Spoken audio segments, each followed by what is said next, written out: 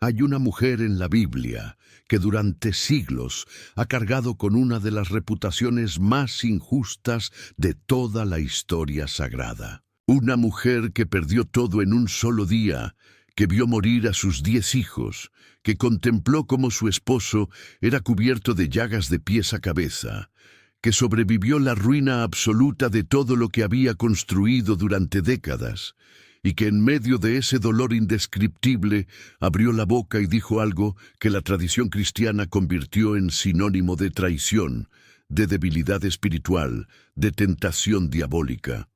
Durante 2000 años, la Iglesia la señaló como el ejemplo de lo que una esposa fiel no debe ser. Los predicadores la usaron como advertencia. Los comentaristas bíblicos la compararon con la serpiente en el jardín del Edén. Y todo, absolutamente todo, basado en una traducción que traicionó el texto original. Porque lo que esta mujer realmente dijo, en el idioma en que fue escrito, en la lengua en que Dios inspiró esas palabras, no fue lo que te enseñaron.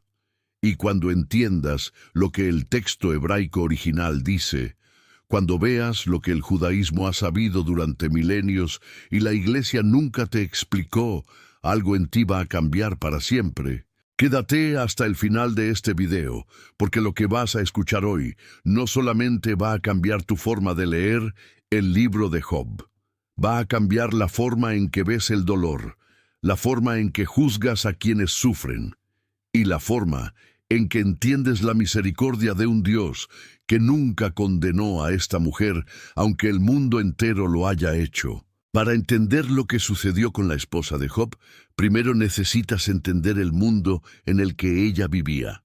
Job no era un hombre común. El texto bíblico lo describe como el hombre más grande de todo el Oriente, lo cual, en el contexto cultural de la antigüedad, significaba riqueza, honor, poder e influencia de una magnitud que hoy sería difícil de imaginar.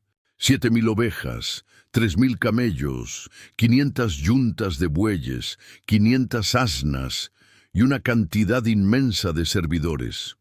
Una familia de 10 hijos que se reunían a celebrar con regularidad. Una reputación de integridad que se extendía por toda la región. Job era, en todos los sentidos de la palabra, un hombre bendecido, y detrás de ese hombre había una mujer cuyo nombre la Biblia no registra en el texto hebraico original, pero cuya presencia atraviesa toda la narrativa de un modo que pocas veces hemos sabido leer. Ella también era parte de esa prosperidad. Ella también había criado a esos 10 hijos. Ella también había construido ese hogar durante décadas de matrimonio. Y ella también estaba ahí cuando todo se derrumbó. El capítulo 1 del libro de Job narra con una frialdad casi insoportable la velocidad con la que la catástrofe cayó sobre esa familia. Un mensajero llegó con noticias de que los sabeos habían atacado y se habían llevado los bueyes y las asnas, matando a los siervos. Antes de que ese mensajero terminara de hablar, llegó otro diciendo que un fuego había caído del cielo y había consumido las ovejas y a los pastores. Y antes de que ese segundo mensajero terminara, llegó un tercero, anunciando que los caldeos habían robado los camellos y matado a los siervos. Y entonces llegó el cuarto mensajero con la noticia que ningún padre, ninguna madre, puede prepararse para recibir. Sus hijos e hijas estaban reunidos comiendo y bebiendo en casa de su hermano mayor, cuando un gran viento del desierto sacudió la casa desde sus 4 esquinas, y la casa cayó sobre ellos, y todos murieron, 10 hijos, en un solo día. La tradición cristiana ha enfocado su atención casi exclusivamente en la reacción de Job ante esta tragedia, y con razón, porque Job se levantó, rasgó su manto, se rasuró la cabeza, se postró en tierra y adoró a Dios diciendo: «Desnudo salí del vientre de mi madre, y desnudo volveré. El Señor dio y el Señor quitó. Bendito sea el nombre del Señor». Y en ese momento Job se convierte en el modelo de la fe inquebrantable, del hombre que no pecó ni atribuyó a Dios ninguna falta. Pero hay algo que casi nadie pregunta. ¿Dónde estaba ella? ¿Qué estaba haciendo la esposa de Job mientras llegaban esos 4 mensajeros? ¿Qué sintió cuando supo que sus 10 hijos habían muerto aplastados bajo los escombros de una casa derrumbada por el viento? Alguien en la historia de la interpretación bíblica se ha detenido a contemplar su dolor con la misma profundidad con la que se contempló el de Job. La respuesta, con pocas excepciones notables, es no. Y esa omisión es en sí misma una de las grandes injusticias de la historia de la teología. Antes de continuar, necesitas detenerte un momento y dimensionar lo que significaba ser la esposa de un hombre como Job en el mundo antiguo del Medio Oriente. En esa cultura, la identidad de una mujer estaba completamente entretejida con la identidad de su esposo y de sus hijos. No era una debilidad de esas mujeres, era la estructura del mundo en que vivían. Su honor era el honor de su familia. Su seguridad era la seguridad de su hogar. Su lugar en la comunidad dependía del lugar que ocupaban los suyos. Cuando Job era el hombre más grande del Oriente, ella era la mujer del hombre más grande del Oriente. Cuando sus hijos celebraban juntos, ella era la madre de esos hijos. Y cuando todo eso desapareció en un solo día, no solamente perdió a sus hijos y su riqueza, perdió su lugar en el mundo. Perdió la estructura completa de su existencia y luego vio a su esposo en el suelo cubierto de llagas y supo que lo estaba perdiendo también a él, aunque todavía siguiera vivo. Pero lo que sucedió en el capítulo 2 es donde la historia se complica de una manera que necesitas entender con toda claridad. Después de la primera prueba, Dios y el adversario volvieron a encontrarse. Y esta vez el adversario obtuvo permiso para afectar el cuerpo de Job, con la única condición de no quitarle la vida. Y entonces Job fue herido con una sarna maligna desde la planta del pie hasta la coronilla de su cabeza. Se sentó en medio de ceniza y tomó un pedazo de teja para rascarse. Y en ese momento, en medio de esa imagen de desolación absoluta, apareció su esposa. Y aquí está la frase que cambió la reputación de esta mujer para siempre. O más bien, aquí está la traducción de esa frase que lo hizo. En la mayoría de las versiones de la Biblia que se leen en el mundo cristiano de habla hispana, el versículo 9 del capítulo 2 dice algo similar a esto. Entonces su mujer le dijo: ¿Aún retienes tu integridad? Maldice a Dios y muérete.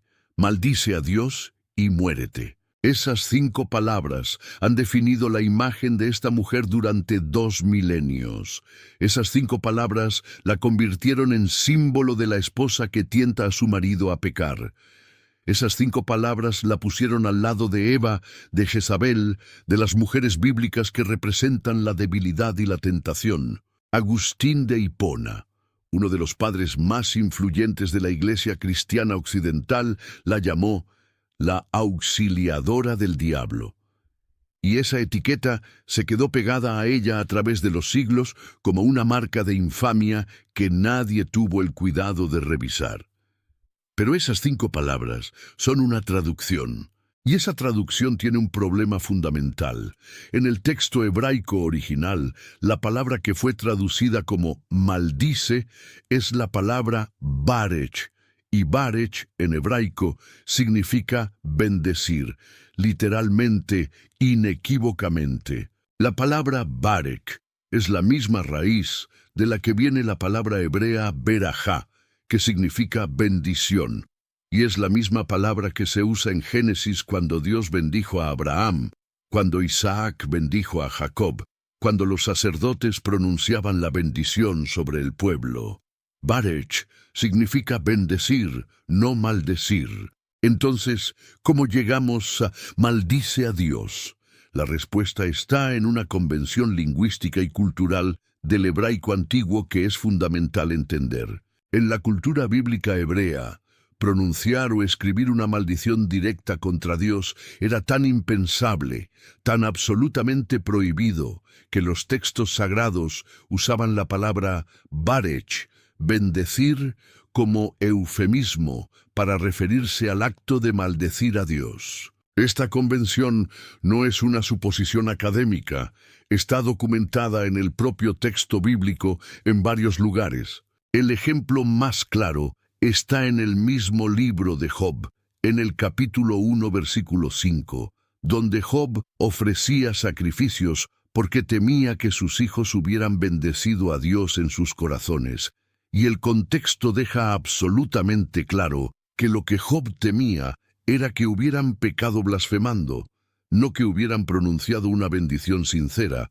La misma convención aparece en Primeros Reyes, capítulo 21, versículos 10 y 13, en el caso de Nabot, donde los testigos falsos lo acusaron de haber bendecido al rey y a Dios, y todos entendían que la acusación era de maldición y blasfemia. El texto usaba barech porque escribir la blasfemia directa era inaceptable, pero el lector hebreo entendía perfectamente el significado real por el contexto. El problema surgió cuando ese texto fue traducido primero al griego en la Septuaginta, y luego al latín, al español, al inglés y a cientos de idiomas más.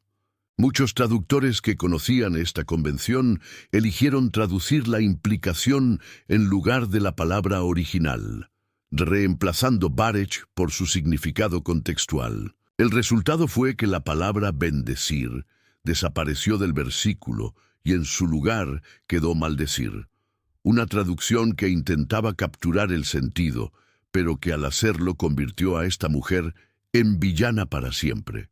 Y aquí es donde el judaísmo tiene algo fundamental que decir, algo que la tradición cristiana mayoritaria nunca ha escuchado con la suficiente atención. Porque los rabinos judíos, que leían el texto en su idioma original y que entendían perfectamente esta convención lingüística, no leyeron las palabras de la esposa de Job como una invitación a la blasfemia. La leyeron como algo mucho más complejo, mucho más humano y, en cierto sentido, mucho más sagrado. La literatura rabínica y los textos del judaísmo antiguo abordan la figura de la esposa de Job con una profundidad y una compasión que resulta absolutamente sorprendente cuando se viene de la tradición cristiana que la condenó.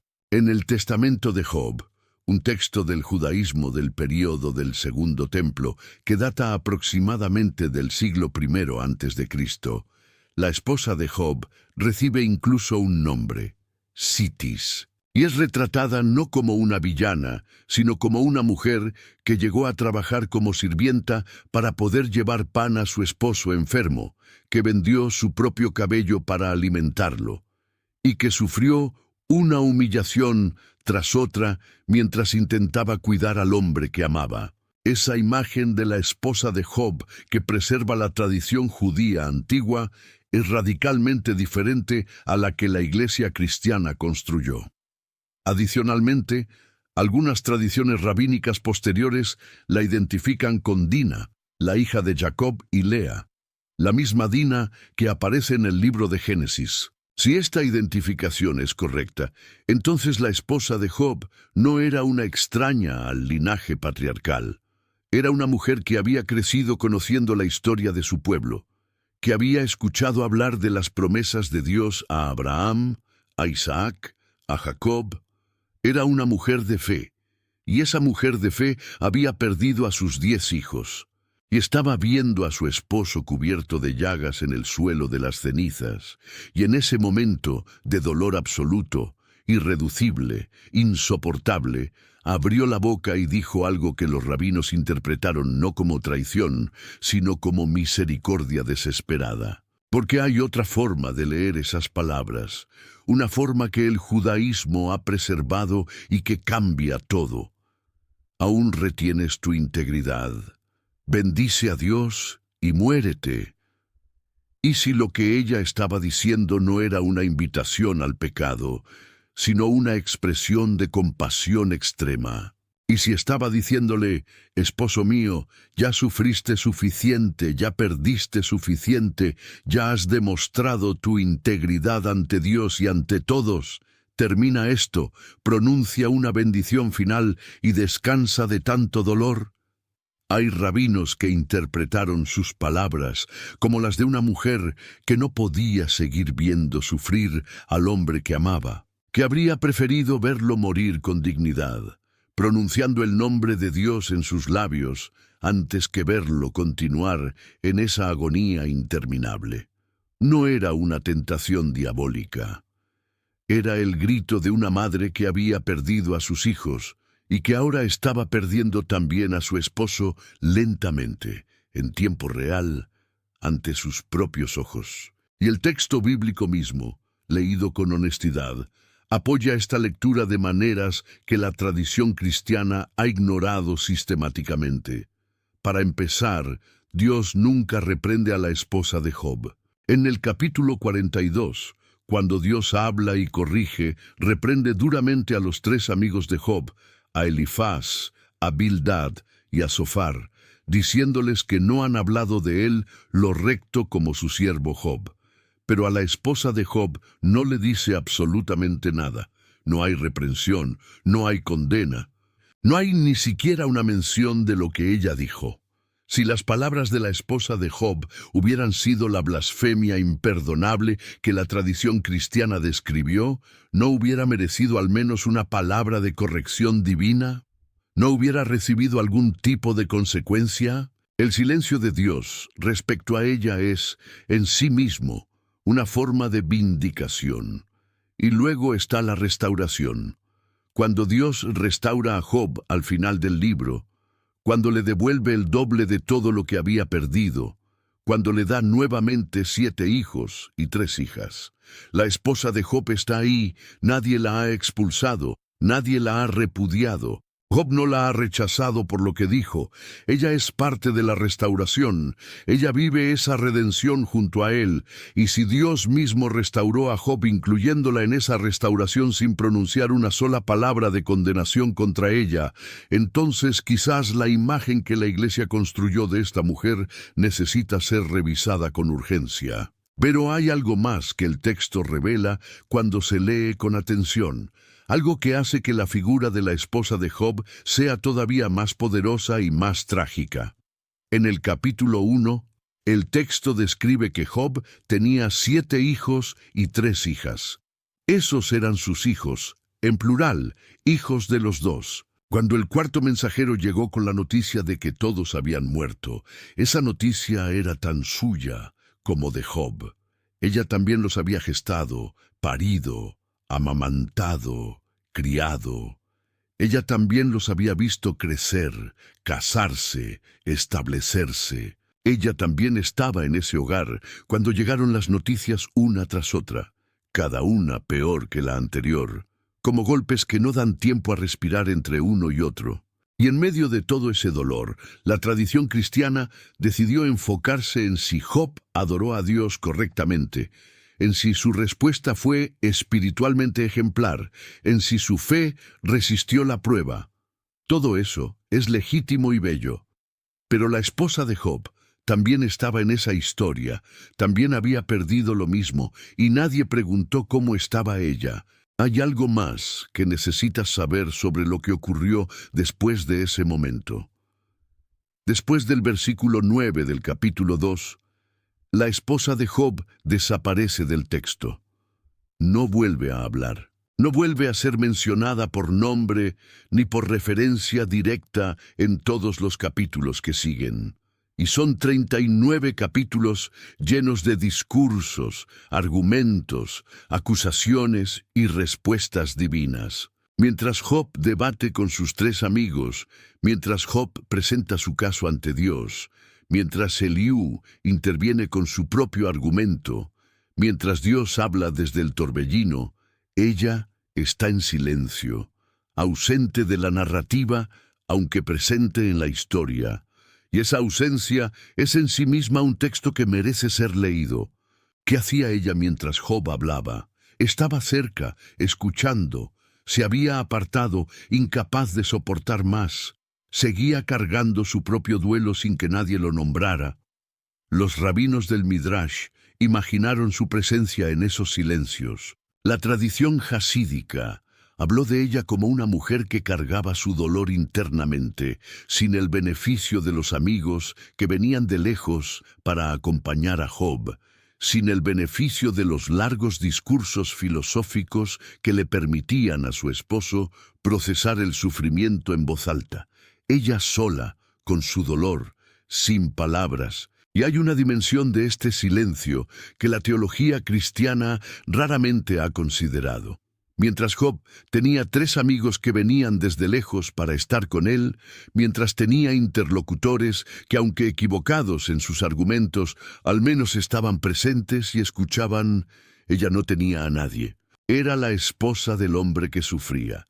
Y en esa cultura eso significaba que su propio sufrimiento quedaba invisible detrás del sufrimiento de él. El dolor de los padres ante la pérdida de los hijos es igual. El de la madre no es menor que el del padre.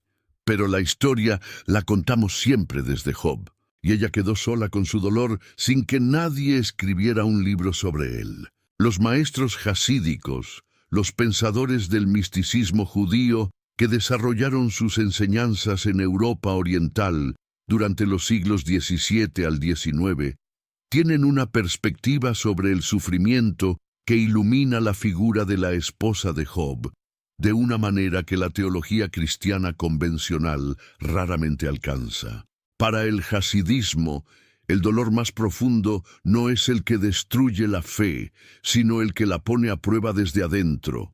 El que te obliga a gritar hacia el cielo no porque hayas dejado de creer, sino precisamente porque todavía crees y no entiendes. El Job que grita en los capítulos intermedios del libro, el que demanda una audiencia con Dios, el que exige una explicación, ese Job no está pecando.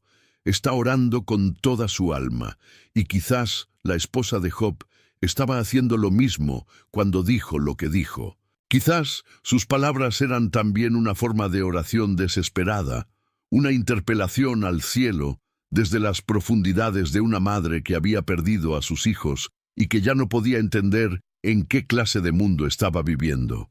Hay una pregunta que el libro de Job no responde, y que sin embargo es la pregunta más importante del libro. ¿Para qué sirvió todo este sufrimiento? La respuesta que la teología cristiana clásica da es la de la prueba superada, la fe demostrada, el ejemplo eterno de paciencia y confianza en Dios. Y esa respuesta tiene su verdad. Pero el judaísmo añade una dimensión que lo cambia todo. El sufrimiento de Job y de su esposa no sirvió solamente para demostrar algo ante el adversario celestial, sirvió para revelar algo sobre la naturaleza de Dios mismo. Porque el Dios que aparece al final del libro de Job no es el Dios que explica, no es el Dios que justifica el sufrimiento, es el Dios que se presenta en el torbellino y pregunta: ¿dónde estabas tú cuando puse los fundamentos de la tierra?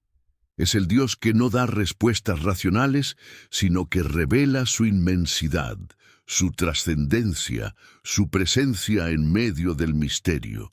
Y ante esa revelación, Job queda en silencio. No porque sus preguntas hayan sido respondidas, sino porque ha encontrado algo más grande que las respuestas. Ha encontrado a Dios mismo en medio de su dolor. Y ese encuentro, esa presencia, también era para ella. También era para la mujer que había perdido sus hijos, que había visto a su esposo en las cenizas, que había dicho lo que dijo desde el fondo de su desesperación. La restauración final del libro no es solamente la restauración de la riqueza material de Job. Es la restauración de toda su vida, de toda su familia, de todo lo que constituía su existencia. Y ella estaba en esa restauración, no como un personaje secundario, como la compañera de toda una vida que había atravesado el infierno junto a él y que ahora salía junto a él hacia la luz. Lo que Dios quería transmitir a través de la historia de Job no es solamente la lección sobre la paciencia o la fe inquebrantable, aunque esas lecciones estén ahí y sean reales. Lo que Dios quería transmitir es que el sufrimiento humano no es evidencia de la ausencia de Dios, sino del misterio de su presencia, que hay preguntas que los seres humanos no pueden responder desde su perspectiva limitada, que la fe verdadera no es la que nunca tiembla, sino la que tiembla y sin embargo no suelta la mano de Dios. Y que Dios mismo puede sostener nuestras preguntas más dolorosas, nuestros gritos más desesperados, nuestra confusión más profunda, sin romperse ni alejarse. La esposa de Job gritó desde su dolor, y Dios la sostuvo en silencio, sin condenarla, sin expulsarla, restaurándola junto a su esposo al final de la historia. Eso es misericordia, eso es gracia. Y eso es exactamente lo que la Iglesia nunca explicó cuando eligió convertirla en villana en lugar de verla como lo que realmente era. Una mujer destrozada por el dolor, sostenida por la gracia, restaurada por la misericordia de un Dios que nunca la abandonó, aunque ella sintiera que todo se había acabado. Y entonces viene la pregunta que debemos hacernos con honestidad. ¿Por qué la Iglesia cristiana construyó la imagen de la villana durante tanto tiempo? La respuesta no es simple, ni tiene una sola causa, pero parte de ella tiene que ver con la manera en que la tradición cristiana occidental, especialmente después de Agustín de Hipona en el siglo IV y V, tendió a leer las figuras femeninas de la Biblia a través de un filtro que veía en ellas símbolos de tentación o de virtud, raramente seres humanos complejos atravesados por circunstancias reales. Eva fue la tentadora, Jezabel fue la perversa, María fue la virgen intocable, y la esposa de Job fue la auxiliadora del diablo, como Agustín mismo la llamó en su comentario sobre el libro. Esa lectura no venía del texto hebraico, venía de una teología que necesitaba ejemplos claros, figuras que funcionaran como símbolos fáciles de usar en la predicación. Y la esposa de Job, con esa frase mal traducida en su boca, fue una herramienta demasiado conveniente para convertirla en el ejemplo de lo que una esposa no debe hacer cuando su marido sufre. Pero el texto original no la condena, y Dios no la condena. Y eso debería importarnos más que cualquier comentario patrístico, por respetado que sea su autor. La próxima vez que leas el libro de Job, búscala a ella también. Escucha su silencio en los capítulos donde Job ora y sus amigos hablan y ella no aparece. Pregúntate qué estaba haciendo mientras esas conversaciones ocurrían. Imagina a la madre que había perdido a sus 10 hijos sentada en algún lugar de esa historia, cargando su propio dolor, esperando. Y cuando llegues al final y veas que Dios restauró a Job con nuevos hijos e hijas, recuerda que esos hijos también fueron suyos, que esa restauración también fue la suya, que el Dios que nunca la condenó fue el mismo Dios que la volvió a llenar de vida. Esa es la historia que el texto hebraico guarda. Esa es la tradición que el judaísmo ha preservado. Y esa es la verdad que la Iglesia durante demasiado tiempo no explicó. No, hay una última cosa que necesitas llevarte de este video, algo que va más allá de la historia de Job y de su esposa y que habla directamente a tu vida, a tu momento, a lo que quizás estás atravesando mientras escuchas estas palabras. El libro de Job existe en la Biblia no como un manual de teología del sufrimiento, ni como un tratado filosófico sobre el problema del mal, aunque los teólogos lo hayan usado para eso con buenos resultados. El libro de Job existe porque Dios quiso que existiera un espacio sagrado dentro de las Escrituras donde el ser humano pudiera gritar, donde el dolor pudiera tener voz, donde las preguntas sin respuesta pudieran ser pronunciadas sin ser castigadas. Job gritó, su esposa gritó a su manera, y Dios no los destruyó por eso, los sostuvo, los restauró, Los llenó de nuevo. Y eso significa que si hoy estás atravesando algo que no entiendes, algo que duele demasiado para ponerle palabras tranquilas, algo que te hace querer gritar hacia el cielo la misma pregunta que Job pronunció en su momento más oscuro, no estás fuera de la gracia de Dios, estás exactamente en el lugar donde Job estuvo. Y Dios respondió a Job, y Dios puede responderte a ti. La esposa de Job no mandó a su esposo a maldecir a Dios. Eso es lo que el texto hebraico dice. Eso es lo que el judaísmo ha sabido por siglos. Y ahora tú también lo sabes. Ahora cuéntanos, ¿desde dónde estás escuchando esto? Escribe en los comentarios el nombre de tu ciudad o tu país. Queremos saber hasta dónde llega esta conversación. ¿Hasta dónde llega la voz de estas historias que el mundo necesita escuchar? Y si este video movió algo en ti, compártelo con alguien que también necesite escuchar que Dios sostiene el dolor, que Dios no condena a quien grita desde las profundidades, que Dios restaura lo que el sufrimiento destruyó. Nos vemos en el próximo video.